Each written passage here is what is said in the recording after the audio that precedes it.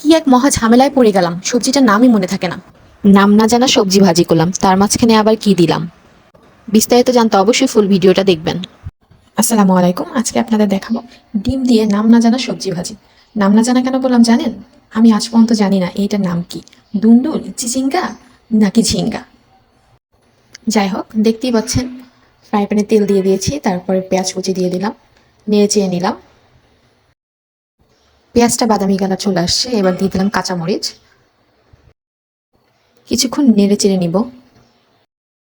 এরপর এর মধ্যে দিয়ে দেবো কেটে রাখা সবজি, নাম না জানা সবজি, দুন্দুল, ঝিঙ্গে, চিচিঙ্গে। আজও জানি না কি হবে এটার নাম।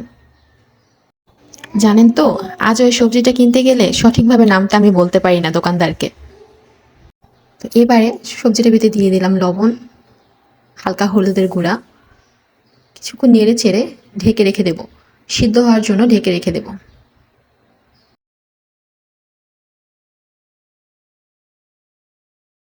এবার ঢাকনা উঠিয়ে দেখার পালা সবজিগুলো সিদ্ধ হয়েছে কিনা। মাশাআল্লাহ, সবজিগুলো সিদ্ধ হয়ে গেছে। এবার নেড়ে চেড়ে মাঝখান থেকে আমি গোল আকৃতি করে নিব। ডিম দিয়ে দেব ডিম দেওয়ার জন্য।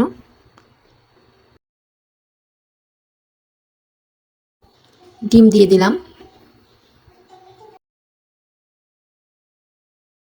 ডিমের উপর দিয়ে হালকা একটু লবণ ছিটিয়ে দেব। কিছুক্ষণের জন্য ডিমটাকে এভাবেই রেখে দেব, নাড়াচাড়া দিব না কোনো। এইবারে ডিমটাকে সুন্দর করে নেড়ে চেড়ে ভেঙে নিব।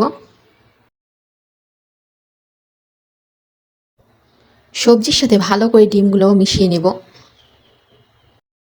যতটা সম্ভব ভালো করে নেড়ে চেড়ে সবজির সাথে ডিমগুলোকে মিশিয়ে নিতে হবে।